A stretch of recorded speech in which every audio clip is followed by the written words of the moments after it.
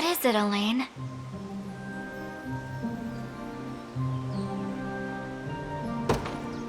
I'd like you to have the ring of the maiden. Isn't there someone else you'd rather give it to? Or am I just the most convenient choice? Not at all. The rite of covenant can only be performed if the two parties are of one mind and one heart. Is that true? The rings will suffer no lies. It's you, Scarlet. It's always been you. These feelings I bear are not mere friendship, but a love both deep and utterly profound. I finally understand that now. You know, I always thought it was my mission that kept me standing beside you. But I realized something back when we were separated. I treasure you more than I could have ever dreamt. Then stay with me, Scarlet, until the day we both drift off into eternal slumber. Nothing in this world could make me happier.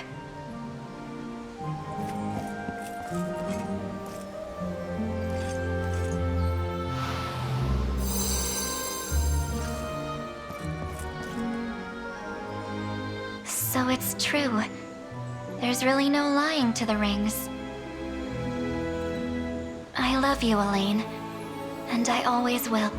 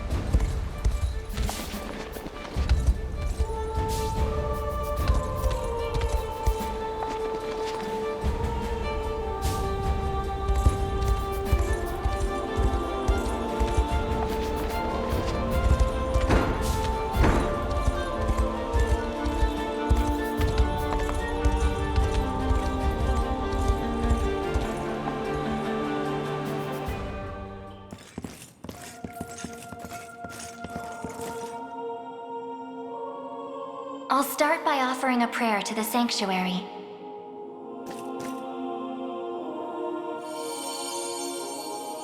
He who bears the ring of the Unicorn, present its grandeur before me.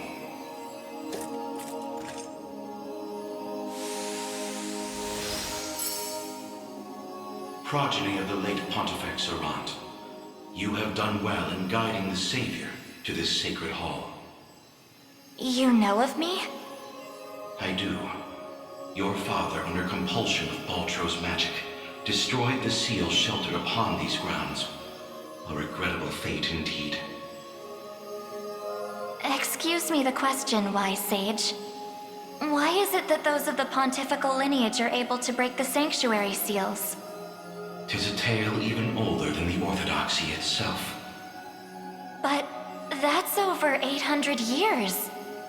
Indeed. I speak of ancient Zenoira and their sorcerer's quest for might beyond mortal bounds. A pursuit which brought them to Palavia and the holy power of the almighty Unicorn.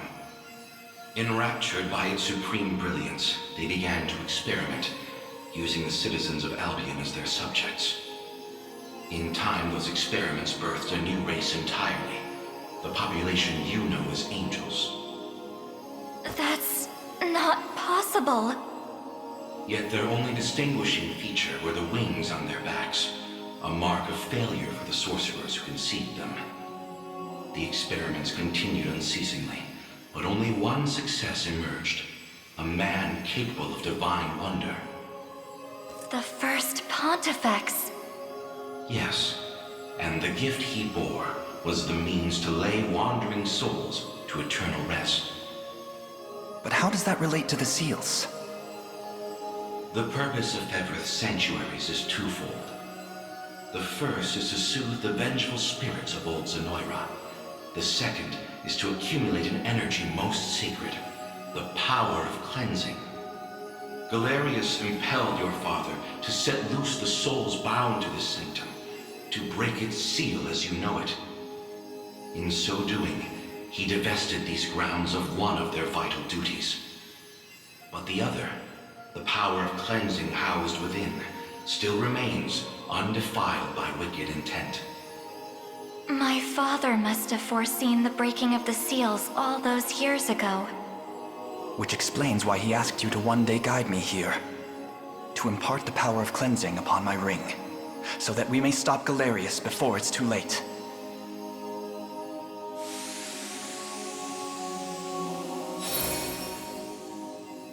Your will is mine own, righteous Prince of Cornea.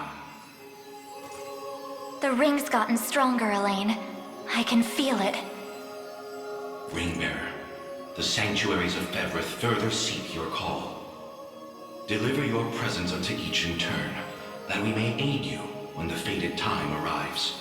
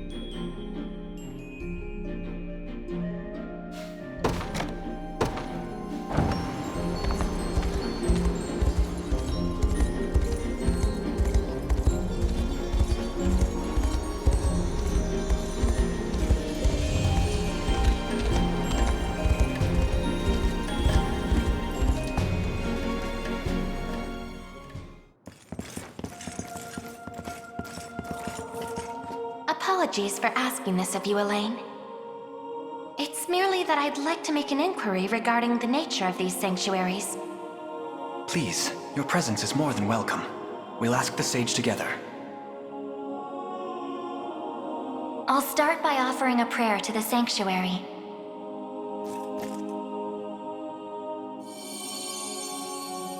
He who bears the ring of the unicorn, present its grandeur before me.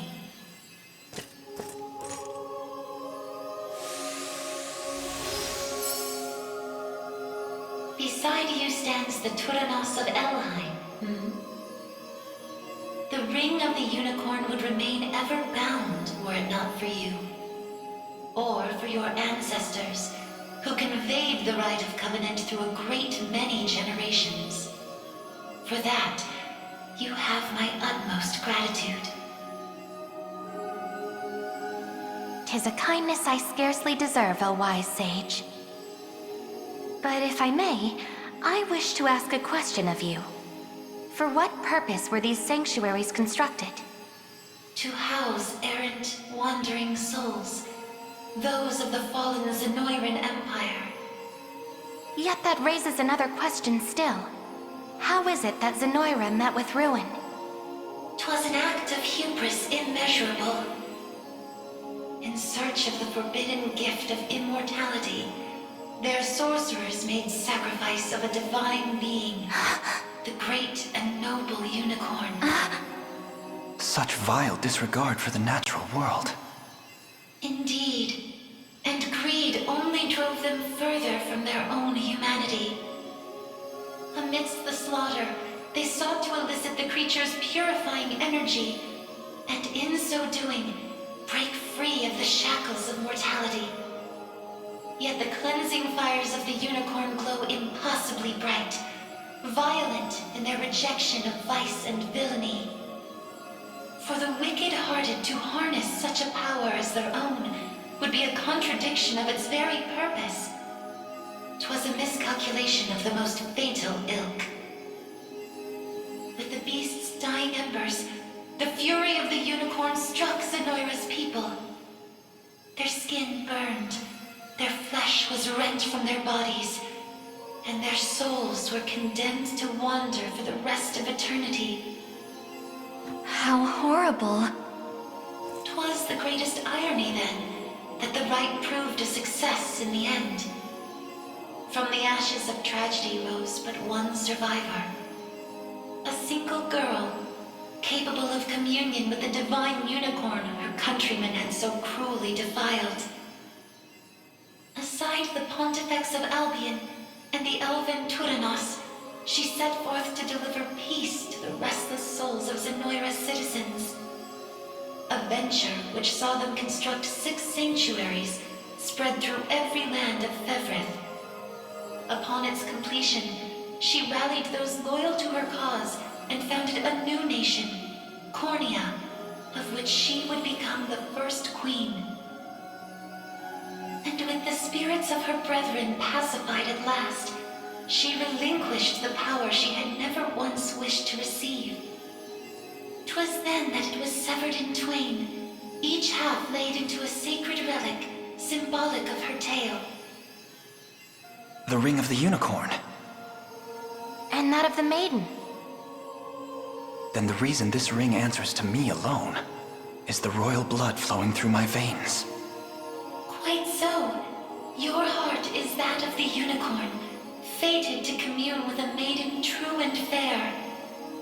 A destiny which culminated in the rite of covenant and the subsequent unbinding of the ring's true form.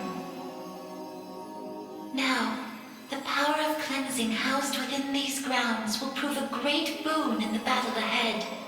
You need only accept its grace.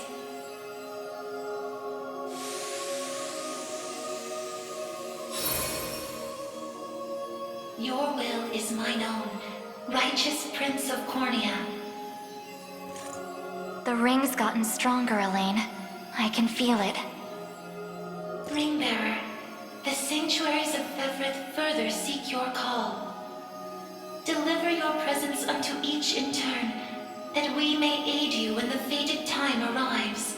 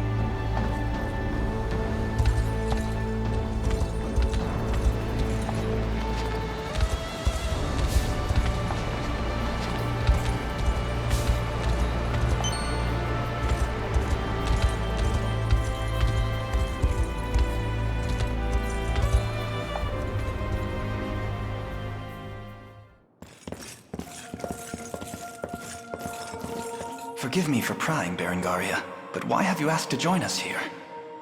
Baltro, I want to know more about the man who thinks he can tamper with other people's minds. I have a few other questions for this sage of yours, too. I'll start by offering a prayer to the Sanctuary.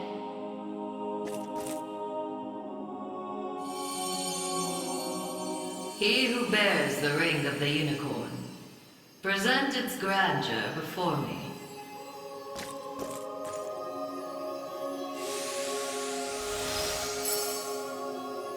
Excellent. Hope you're in the explaining mood, Sage.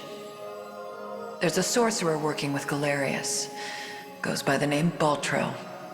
What can you tell me about him? The man was a true prodigy, if ever one has deserved the title. His aptitude for magic was, in a word, peerless. A gift he employed with little concern for sense or morals. 'Twas through that disregard that he birthed arts as magnificent as they were monstrous. The rite of channeling chief among them. Is that how the devil still lives? By possessing the body of another? Baltro himself has no need of such trickery. While the lost souls of ancient Zenoira's people have long stood confined within the sacred grounds of the Sanctuaries, Baltro has remained in the realm of the living, sustaining his twisted physical form for centuries upon end. The lone survivor of a fallen empire. But if those souls have been locked away, how exactly was he able to summon them? With the crystal of transference, of course. A potent medium capable of circumventing the barred gate to the beyond. Once the desired soul was summoned, he wielded the rite of channeling to convey it into a yet living host. 'Tis a feat, I presume, only possible for a man of Baltro's infernal aptitude. Crystals of transference. I can't say I've ever heard of them myself. I bet they're real tough to come by. Otherwise, he'd have brought back the whole damn empire by now. You make a good point. I've got one more question for you, Sage. This armor I'm wearing, it's not the only set. There was another up in Albion recovered from the Sanctuary when Zenoira first started knocking. Way I hear, it was the Pontifex who found it, gave it to a guy named Nigel not long after. So, I was wondering, this place have any old gear you're looking to part ways with? Alas, all armaments stored within these walls have long since been evacuated. Yet the power of cleansing remains pure and true. Grasp it tight, and it shall surely bring you succor in the days to come.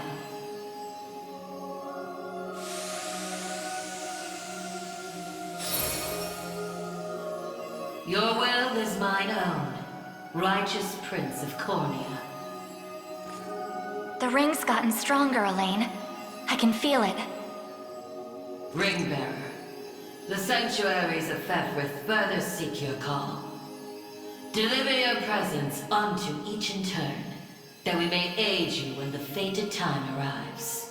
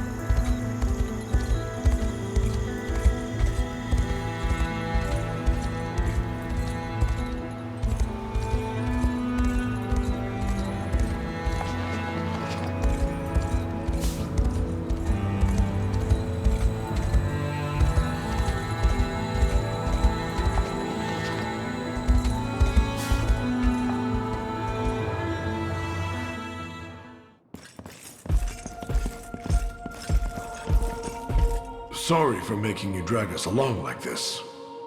Please, there's nothing to apologize for. I take it you have a question to ask. We want to see if this sage knows anything about the blue. It's the only reason we even got in here, so... I'll start by offering a prayer to the Sanctuary.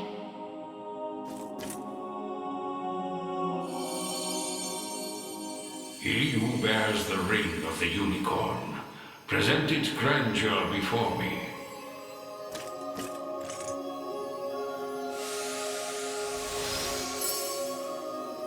You've accomplished much, Ring-bearer. 'Tis no easy feat crossing a nation bound in the harshest of winters. I don't mean to interrupt, wise sage, but I was wondering if you could answer something for us. What exactly is the Bastorius Blue? You refer to the azure stone on your person, yes? It is magic made crystal, cultivated by the elves of yore. Long ago, when their kind still called Bastorius home. There were elves here? That era too saw Zenoira's reign encroach upon every region of Fevrith. The elves to the south, secure behind Ervelda's veil, espoused neutrality and insulated themselves in the forests of Elheim. Yet those in Bastorius did not possess such luxury. Instead, they forged a powerful crystal capable of transforming their bodies into those of colossal beasts. Astrals. But they could turn themselves back, right? Such a technique did exist, yes. Though, unfortunately, it has long been lost to the passage of time. Should have guessed as much. Still, Zenoira must have had some reason for wanting the stone so bad. Even though they didn't use their mind control to try and get it. I suspect you allude to the rite of channeling. As I understand it, bestral physiology is far too distinct to house a human soul, making the rite a futile venture. In its place, they likely sought the crystal for its similar mastery over the hearts of your race. All in the grand hopes of bridling the same strength they failed to overcome so many years prior. Some story this thing's got. Now, we lack the time for further conversation. Allow me to imbue your ring with the power of cleansing. Use it well, and bring an end to Galerius's cruel ambitions.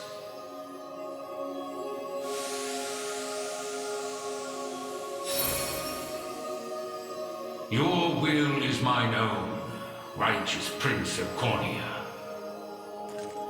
The ring's gotten stronger, Elaine. I can feel it. Ringbearer, the Sanctuaries of Fevrith further seek your call. Deliver your presence unto each in turn, that we may aid you when the fated time arrives.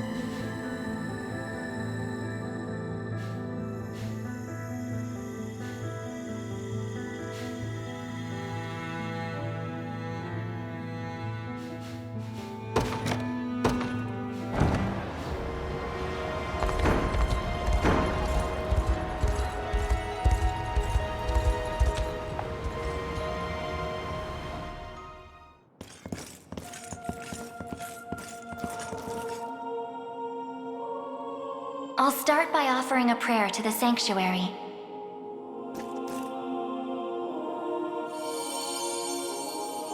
He who bears the ring of the Unicorn, present its grandeur before me.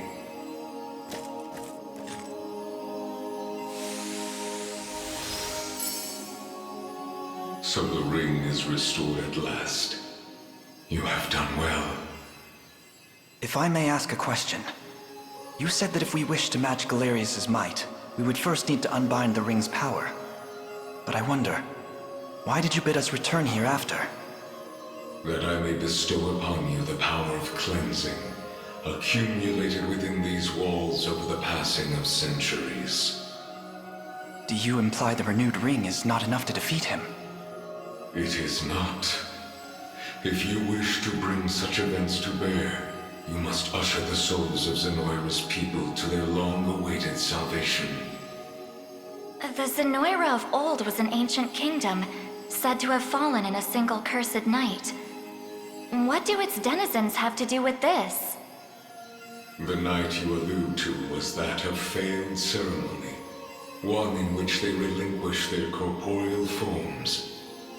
For countless years they suffered in discarnate agony, consigned to merely watch as a new world sprung forth from their own.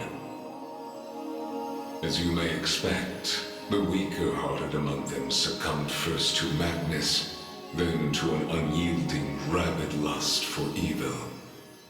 'Tis only by the power of the Sanctuaries that such wicked souls were put to slumber, sealed away in a realm known solely as the Beyond. And Galerius used me and my father to break that seal. Quite so. He has torn open a seam between the land of the living and that of the dead. A seam through which he shall unite their beings, till neither one is distinct from the other. Then we know now what Galerius seeks. To resurrect the souls of ancient Zenoira. Should he succeed, this world will be met with grave disaster. Yet that is why our sanctuaries exist. Make use of our strength and bring eternal salvation to the souls of the lost. Now, the power of cleansing housed within these sacred grounds will prove a great boon in the battle ahead.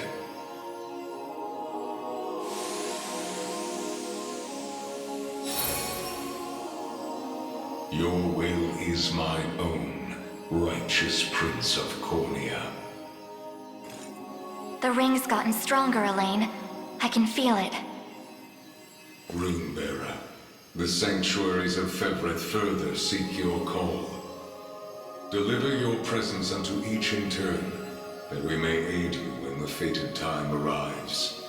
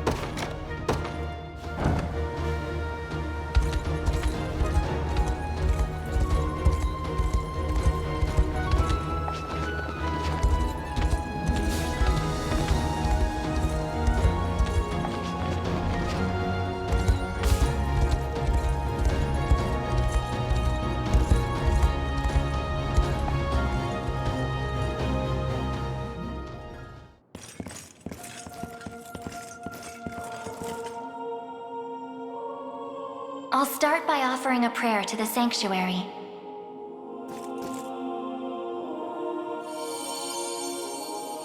He who bears is the Ring of the Unicorn. Present its grandeur before me.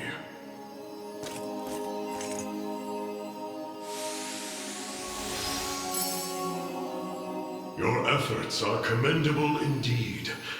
I shall grant you my might, that Galerius's ambitions may at last be foiled.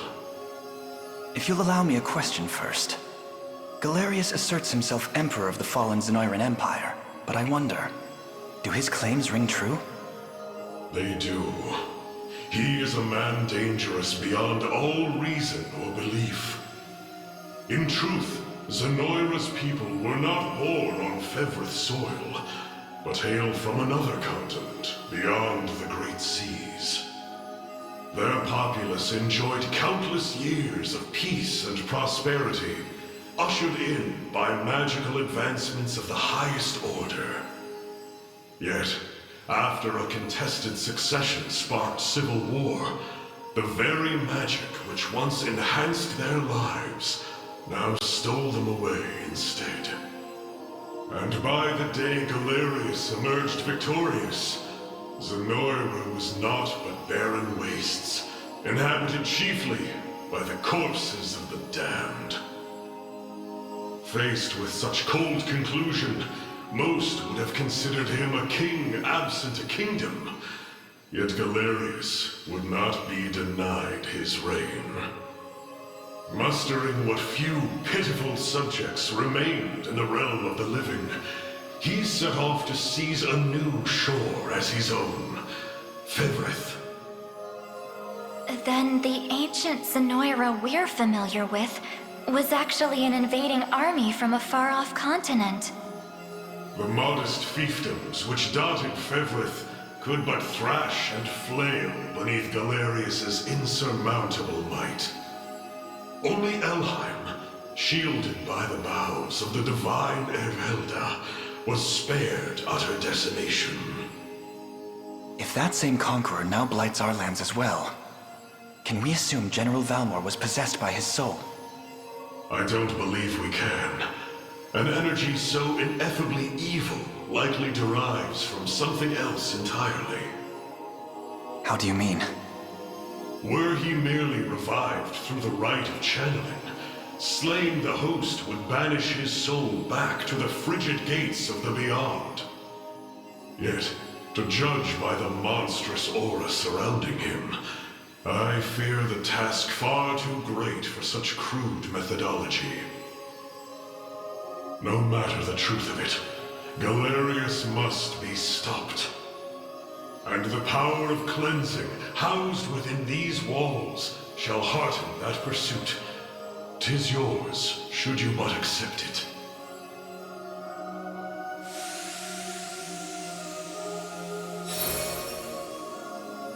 Your will is mine own, righteous Prince of Cornea. The ring's gotten stronger, Elaine.